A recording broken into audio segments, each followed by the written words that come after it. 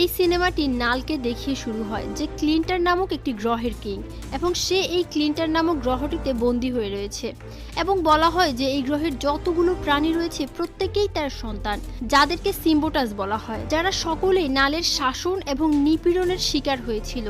যখন নালের অত্যাচার অনেক বেশি বেড়ে যায় তখন তার ক্রিয়েচার সিম্বিয়াট সন্তানরা তার অত্যাচার সহ্য করতে না পেরে তাকেই বন্দী করে ফেলে এবং তা নিশ্চিত করার জন্য তারা কোডেক্স নামক একটি চাবি তৈরি করেছিল যে চাবিটি তাকে মুক্ত করতে পারে। আর এই কোডেক্স ছিল ভ্যানম সিম্বিয়াট ও এডির কাছে। কিন্তু এখন নালের লক্ষ্য হলো এই কোডেক্সটি খুঁজে বের করা এবং সে একবার এখান থেকে পালাতে পারলে সে মহাবিশ্বের প্রতিটি জনবসতিপূর্ণ গ্রহকে নিশ্চিহ্ন করে দেবে এবং সিম্বিয়াটগুলোকে ধ্বংস করবে। এই জন্য সে একটি পরিকল্পনা করে এবং মহাবিশ্বের উপর জেনোফেজ নামক একটি বড় প্রাণী পাঠায়। জেনোফেজ হলো নালেরই বানানো অন্য আর একটি ক্রিয়েচার। এখন নাল জেনোফেজকে কোডেক্সকে ট্র্যাক করতে এবং তার কাছে কোডেক্সকে ফিরিয়ে আনতে মহাবিশ্বে পাঠায়। কিন্তু এই কাজটি এতটাও সহজ ছিল না। জেনোফেজগুলো শুধুমাত্র কোডেক্সকে তখনই ট্র্যাক করতে সক্ষম হবে যখন ভ্যানম সিম্বিয়ট সম্পূর্ণরূপে এডির দেহের নিয়ন্ত্রণ করতে সক্ষম হবে। এখন দৃশ্য কাট হয় এবং আমাদেরকে দেখানো হয় এডি একটি বারে বসে আছে এবং সে একজনের সাথে কথা বলছিল। হঠাৎ তার পেছনে একটি পোর্টাল খুলল এবং পোর্টালটি এডিকে তার ভেতরে নিয়ে গেল এবং এডি জানতে পারলো যে সে এখন অন্য মহাবিশ্বে পৌঁছে গিয়েছে। এই মহাবিশ্বেও তিনি বর্তমান গ্রহ পৃথিবীতে রয়েছেন এবং ওই বিশ্বের টিভিতে সে একটি বিষয় জানতে পারে। সারা বিশ্ব এখন তাকে এবং তার ভ্যানমকে খুঁজছে। কিন্তু এখন এডি এবং ভ্যানম সিম্বিয়াট সিদ্ধান্ত নেয় যে তারা নিউ ইয়র্কে যাবে এবং এমন একটি লোককে ব্ল্যাকমেল করবে যে তাদের এই অবস্থা থেকে বের করে আনতে পারবে। এখন তারা শহর ছেড়ে যাবে এমন সময় তারা দুজনেই দেখতে পায় যে কিছু লোক নিরীহ কতগুলো কুকুরকে ধরে রেখেছিল এবং তারা এই কুকুরগুলোকে নিয়ে ফাইটিং কম্পিটিশনের জন্য নিয়ে যাচ্ছিল। এই কুকুরগুলোর জীবন এখন বিপদের মধ্যে রয়েছে আর এই কুকুরগুলোকে বাঁচাতে এডি এবং ভ্যানম এই মানুষগুলোর সাথে লড়াই শুরু করে। এডি এবং ভ্যানমের পক্ষে মানুষের সাথে লড়াই করা খুব একটা কঠিন ছিল না, তাই তারা দুজনেই খুব সহজেই তাদের সাথে লড়াই করে তাদেরকে হারিয়ে দেয় এবং শেষ পর্যন্ত ভ্যানম সবার মাথাগুলো খেয়ে ফেলে। তারপরে কুকুরগুলোকে মুক্ত করে দেয় আর এখন তারা নিউ ইয়র্কে যাওয়ার জন্য রেডি ছিল। কিন্তু রাস্তায় আমরা দেখতে পাই যে ভ্যানম এডির শরীরকে সম্পূর্ণরূপে নিয়ন্ত্রণ করে ফেলেছে, যার কারণে তাদের চারপাশে উপস্থিত থাকা জেনোফেজ তাদের অবস্থান সম্পর্কে জানতে পেরে যায়। এখানে এই দৃশ্যটি কেটে যায় এবং আমরা দেখতে পাই এরিয়া 51, যেটা ছিল একটি আন্ডারগ্রাউন্ড ফ্যাসিলিটি। এই ফ্যাসিলিটির ভেতরে আমরা দেখতে পাচ্ছি যে একজন লেডি সায়েন্টিস্ট যে কিনা অনেকগুলো সিম্বোয়াটকে বন্দি করে রেখেছে, যে সিম্বোয়াটগুলো অনেক আগে ভ্যানম সিম্বিয়েটের সাথে এখানে এসেছিল। এরপর লেডি সায়েন্টিস্টের সাথে আমরা রেক্স নামের একজন সৈনিককে দেখতে পাই যে এখানে সিম্বোয়াটের উপর পড়াশোনা করতে এখানে এসেছে। রেক্স জানতে চায় কেন এই সিম্বিয়েটগুলো এই পৃথিবীতে এসেছে এবং তারা পৃথিবীর কাছে কি চায়। লেডি সায়েন্টিস্ট রেক্সকে সিম্বিয়েট সম্পর্কে বলে যে এটি একটি পরজীবীর মতো, অন্য কোনো প্রাণীর মধ্যে তার সাথে থাকতে পারে। কিন্তু এখন লেডি সায়েন্টিস্ট এমন একটি প্রাণীর সন্ধান করছে যার সাথে সিম্বিয়টসের একটি ভালো সম্পর্ক রয়েছে, কিন্তু এখনো পর্যন্ত তিনি এই মিশনে সফল হতে পারেননি। এমন সময় লেডি সায়েন্টিস্ট খবর পায় যে এমন একজন লোককে তারা খুঁজে পেয়েছে যার সাথে ইতিমধ্যেই সিম্বিয়টসের সাথে খুব ভালো সম্পর্ক রয়েছে, কিন্তু এই লোকটি তাদেরকে সাহায্য করছে না এবং তাদের সিম্বিয়ট সম্পর্কে খুব বেশি তথ্যও দিচ্ছে না। এমন সময় জানতে পারে যে ওই লোকটা সিম্বিয়ট সম্পর্কে এই জন্য কথা বলছে না কারণ যে সিম্বিয়টের সাথে সে নিজেকে সিঙ্ক করেছিল সে তাকে মরার জন্য একা রেখেই চলে গিয়েছিল।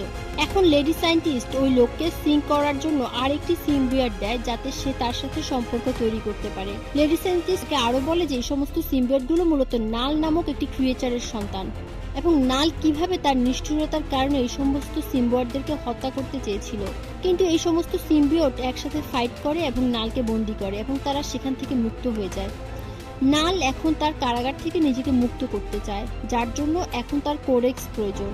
আর এই কোডেক্স তার কারাবাসের মূল চাবিকাঠি, আর সেই কোডেক্স তৈরি করেছে সিম্বিয়টদের মধ্যেই একজন। কিন্তু আমার এখানে যতগুলো সিম্বিয়ট আছে সেগুলোর কোনোটাতেই কোডেক্স নেই এবং এই কোডেক্স পেতে নাল পৃথিবীতে প্রচুর জেনোফেজ পাঠিয়েছে।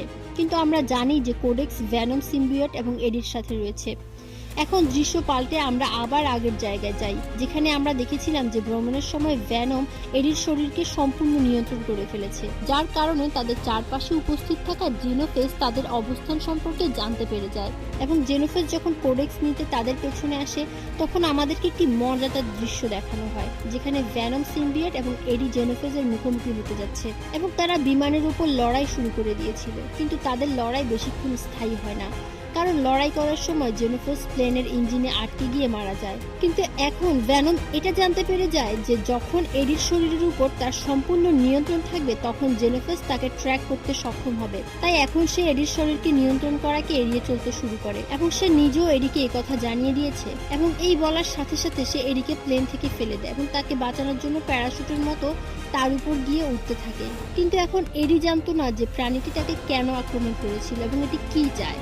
এখানে ভ্যানম তাকে বলে যে সেই প্রাণীটি জেনোফেস ছিল, এই প্রাণীটিকে নাল পাঠিয়েছে।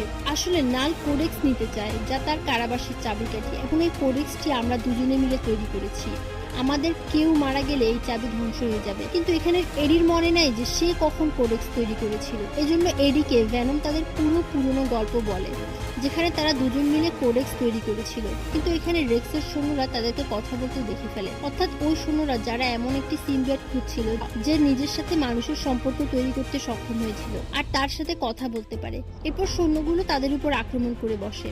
কিন্তু এডি খুব বেশি শক্তিশালী ছিল না, তারপরেও সে কোনো না কোনোভাবে সৈন্যদের হাত থেকে পালানোর চেষ্টা করছিল। এই লড়াই করার সময় আমরা দেখতে পাই এডি ভুল করে পানিতে পড়ে যায়। এমন সময় সে নিজেকে বাঁচানোর জন্য একটি সৈন্যকে মেরেও ফেলে। তার শক্তি সবসময় ভ্যানম সিম্বিয়েট ছিল, কিন্তু এখন ভ্যানম সিম্বিয়েট এডির শরীরকে নিয়ন্ত্রণ করতে পারছে না, কারণ নিয়ন্ত্রণ করলেই জেনোফেস তাদেরকে ট্র্যাক করবে, তাদের সমস্যা আরো বেড়ে যাবে। এখন এডির মধ্যে সাঁতার কাটার মতো কোনো শক্তি ছিল না। এখন যদি কেউ এডিকে বাঁচাতে পারে তাহলে সেটা হচ্ছে ভ্যানম। এ সময় তারা ঝর্ণা দিয়ে নিচে চলে আসে এবং অনেকগুলো জেনোফেসও তাদেরকে ট্র্যাক করে ফেলে। এর আগে জেনোফেসগুলো তাদের উপর হামলা করবে, ঠিক তার আগ মুহূর্তে পানি থেকে ওঠার সময় ভ্যানম এডির শরীরকে ছেড়ে দেয়, যার ফলে জেনোফেসগুলো তাদেরকে চিনতে পারে না। এখন নিচে এসে কনফিউজড হয়ে অনেকগুলো সৈন্যকে মেরে ফেলে। এই সুযোগে এডি এই জায়গা থেকে পালিয়ে যায়। এরপর পায়ে হেঁটে সে অনেক দূরে চলে যায়, কিন্তু সে পায়ে হেঁটে কত দূরই বা যেতে পারবে। এরপর সে হাঁটতে হাঁটতে ভাগ্যবশত একটি ফ্যামিলির সাথে সাক্ষাৎ হয়ে যায়, যারা এখানে রোড ট্রিপে বেরিয়েছিল এবং তারা এডিকে লিফট দিয়ে সাহায্য করে এবং তারা বলে যে তারা এরিয়া 51-এর মধ্যে যাবে, কারণ তারা এলিয়েন দেখতে চায়, মানে সিম্বিয়েট গুলোকে। এরপর ফ্যামিলিটি এডিকে খাবার এবং জুতো দিয়ে সাহায্য করে, কারণ তখন এডির কাছে কোনো জুতো ছিল না। এরপর তারা এডিকে একটি জায়গায় ড্রপ করে চলে যায়। তারপর এখানে এসে এডি তার পুরনো একজন ফ্রেন্ডের সাথে দেখা করে, যে তার ভ্যানমকে নিয়ে অনেক বেশি ইমপ্রেস ছিল।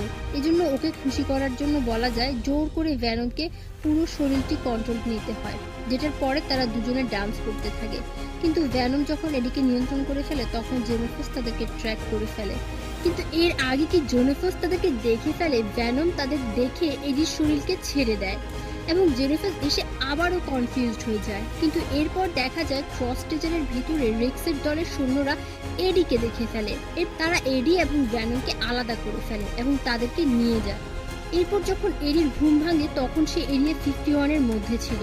এডির মতো আরো একটি লোককে এডি দেখতে পায়। এই লোককে আমরা আগেও দেখতে পাই, যে তার আগে একটি সিম্বিয়েটের সাথে যুক্ত ছিল এবং সে জানতে পারে যে না, সে এডি এবং ভ্যানম সিম্বিয়েটকে পাগলের মতো খুঁজছে, কিন্তু এটা আগে থেকে এডি জানতো। এরপর আমরা দেখতে পাই রেক্স, যে কিনা একজন সৈন্য, সে অনেক বেশি খুশি, কারণ ভ্যানম এবং এডির রিলেশন অনেক বেশি ভালো ছিল এবং এডির মাধ্যমে তারা অনেক বেশি ইনফরমেশন নিতে পারবে। এরপর রেক্স ওই জায়গার সমস্ত কন্ট্রোল নিজের করে ফেলে এবং সে সায়েন্টিস্টদেরকেও বেরিয়ে যেতে বলে, কারণ সে এডির থেকে রিভেঞ্জ নিতে চায়। এবং সে তখন এডিকে বাইরে নিয়ে আসে এবং বাইরে নিয়ে এসে এডিকে শুট করার চেষ্টা করে। এখানে এডির ভাগ্য ভালো ছিল, কারণ ভ্যানম তাকে বাঁচিয়ে ফেলে। কিন্তু ভ্যানমকে তো তারা বন্দি বানিয়ে ফেলেছিল, তাহলে ভ্যানম এখানে কিভাবে এলো? আসলে ভ্যানম জানতো যে রেক্স এডির সাথে খারাপ কিছু করতে পারে, তাই এডির খেয়াল রাখার জন্যই সে এখানে এসেছে। সে একটি সায়েন্টিস্টের সাথে ভালো সম্পর্ক গড়ে তোলে, যে সায়েন্টিস্টকে রেক্স বাহির করে দিচ্ছিল তার সাথে সে ভালো সম্পর্ক গড়ে তোলে। কিন্তু এখানে সিচুয়েশন কন্ট্রোলে আসার চেয়েও অনেক খারাপ অবস্থা হয়ে গিয়েছিল, কারণ এডিকে বাঁচানোর জন্য ভ্যানম সিম্বিয়েট এডির শরীর কন্ট্রোল করে ফেলেছিল, যার ফলে জেনোফেস তাদেরকে ট্র্যাক করে এরিয়া 51-এ চলে এসেছিল এবং তাদের সাথে লড়াই শুরু করে। কিন্তু এখানে অন্য একটি সিম্বিয়েট, যেটা কিনা সবকিছুই জানতো, যে জেনোফেস এখানে এডি এবং ভ্যানম থেকে কোডেক্স নিতে এসেছে, তাই সে জেনেফাসের সাথে লড়াই করে তাদেরকে বাধা দিয়ে ভ্যানমকে পালাতে সাহায্য করে এবং সে বলে তুমি এখান থেকে পালিয়ে যাও এবং নালকে কখনোই মুক্তি পেতে দিও না। কিন্তু এখন ভ্যানম জানতো যে তাকে খোঁজার জন্য এখানে সকল মানুষকে মেরে ফেলবে। তাই সে সায়েন্টিস্টকে বলে যে এখানে যতগুলো সিম্বিয়েট আছে তাদের সবাইকে মুক্ত করে দিতে, যাতে তারা তাদের সাথে যুক্ত হয়ে জেনেফাস থেকে তাদের সবাইকে রক্ষা করতে পারে। এরপর সায়েন্টিস্ট ভ্যানমের কথা শুনে সকল সিম্বিয়েটকে মুক্ত করে দেয় আর সিম্বিয়েটগুলো তাদের সাথে যুক্ত হয়ে জেনেফাসের সাথে লড়াই শুরু করে। কিন্তু এমন সময় এই জায়গায় ওই ফ্যামিলিটাও পৌঁছে যায় যে এডিকে লিফট দিয়েছিল, কিন্তু তারা জানতো না যে তারা একসাথে এতগুলো এলিয়েনকে দেখতে পাবে, তাও মুক্ত করা অবস্থায়। আর তারা এলিয়েনদের এত বড় বড় ফাইট দেখে অনেক ভয় পেয়ে যায়। এদিকে জেনিফাসরা সিম্বিয়েটদেরকে খেয়ে ফেলছিল, সিম্বিয়েটরাও তাদেরকে হারানোর চেষ্টা করছে। জেনিফাসগুলো এই সময় সিম্বিয়েটদেরকে হারানোর জন্য অন্য প্ল্যানেট থেকে আরো অনেক জেনিফাসকে ডেকে আনে, যার ফলে সিচুয়েশন অনেক খারাপ হয়ে যায়। আর সিচুয়েশনকে খারাপ দেখে ভ্যানম সিম্বিয়েট ও লড়াই করার জন্য চলে আসে, কিন্তু সে যখন দেখতে পায় যে আরো অনেক জেনিফাস চলে এসেছে এবং তারা শুধুমাত্র সিম্বিয়েটদের জন্য নয় বড় মানুষদের জন্য অনেক বড় একটি থ্রেট ছিল, সে এখানে অনেক ইমোশনাল একটি ডিসিশন নেয় এবং সে এডিকে বলে এইসব জেনিফাস কন্ট্রোল করার একটা উপায় আছে, সেটা হচ্ছে আমাদের দুজনের মধ্যে একজনের মৃত্যু, যার ফলে কোডেক্স ধ্বংস হয়ে যাবে এবং এরা এখান থেকে চলে যাবে। এডি এটার জন্য একদমই তৈরি ছিল না। আর এইদিকে ভ্যানম এডির ডিসিশনের অপেক্ষা করতে পারছিল না, কারণ অবস্থা অনেক খারাপ হয়ে যাচ্ছিল এবং সবাইকে বাঁচানোর জন্য ভ্যানম অনেক বড় একটি রূপ নিয়ে নেয় এবং সবগুলো জেনেফাসকে নিজের মধ্যে নিতে থাকে এবং সে এমন একটি মেশিনের দিকে যেতে থাকে যে মেশিন অতি তাপমাত্রায় এলিয়েনদেরকে মারতে সক্ষম। ভ্যানম সবগুলো জেনেফাসকে নিয়ে ওই মেশিনের মধ্যে যাওয়ার সাথে সাথে রেক্স ওই মেশিনকে অ্যাক্টিভ করে দেয়, যার ফলে ওইখানে অনেক বড় একটি ব্লাস্ট হয়, যার ফলে জেনেফাসের সাথে সাথে ভ্যানম সিম্বিয়েটও মারা যায় এবং ব্লাস্টের কারণে অনেকে জ্ঞান হারিয়ে ফেলে, তাদের সাথে থাকে এডিও। কিন্তু এডির যখন জ্ঞান ফেরে তখন সে জানতে পারে যে ভ্যানম তার ফ্রেন্ড মারা গেছে। এটা শুনে এডির অনেক খারাপ লাগে, আর তার উপর যে মিথ্যা সত্যি কেসগুলো ছিল সবগুলোকে বাতিল করে দেওয়া হয়েছিল। এখন সে একটি নর্মাল লাইফ লিড করতে পারবে। এরপর দৃশ্য চেঞ্জ হয়, আমরা নালকে দেখতে পাই যে অনেক বেশি রাগান্বিত ছিল।